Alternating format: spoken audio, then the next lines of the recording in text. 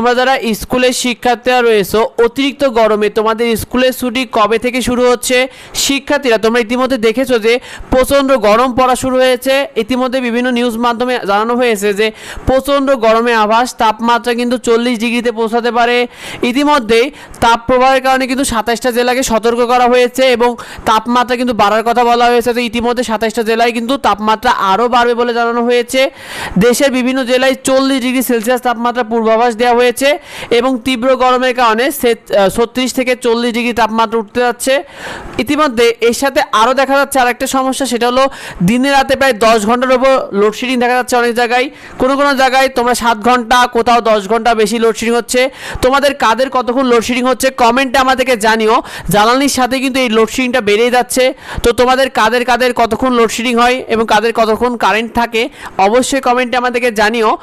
ইতিমধ্যে ঢাকাতেও কিন্তু লোডশেডিংয়ের সিদ্ধান্ত নেওয়া হয়েছে।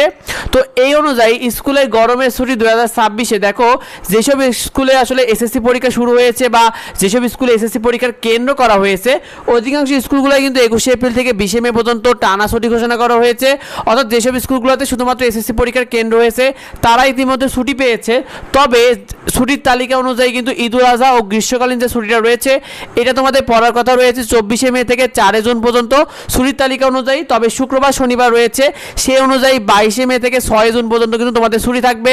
তবে স্কুলের ছুটি নিয়ে বিভিন্ন শিক্ষার্থী এবং অভিভাবকরা মতামত দিচ্ছে যে প্রচণ্ড গরম এবং লোডশেডিংয়ের কারণে কিন্তু যেসব স্কুল খোলা রয়েছে, কারণ সারা দেশে অনেক স্কুল কিন্তু ইতিমধ্যে খোলা রয়েছে, তো সেসব স্কুলে এই টানা ক্লাস করা অনেকটা কঠিন হয়ে যাচ্ছে। কারণ অনেক শিক্ষার্থীরা বলছে যে তাদের লোডশেডিংয়ের মাঝে ক্লাস করতে হচ্ছে, আবার প্রচণ্ড গরমে তাদেরকে স্কুলে আসতে হচ্ছে।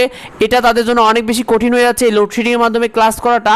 আবার সেই সাথে গরমে এবং লোডশেডিংয়ে গরমের ছুটি এবং ক্লাস নিয়েও অনেকে দাবি করেছে যে যেন এটা নিয়ে বিশেষ বিবেচনা করা হয় শিক্ষার্থীদের গরমে ক্লাস আবার লোডশেডিং বিষয় নিয়ে।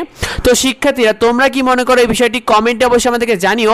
আর এই বিষয়টা বেশি বেশি করে তোমার বন্ধুদের মধ্যে শেয়ার করে দাও যাতে অন্যরা এই বিষয়টি জানতে পারে, অন্যরা এই বিষয় নিয়ে মতামত জানাতে পারে।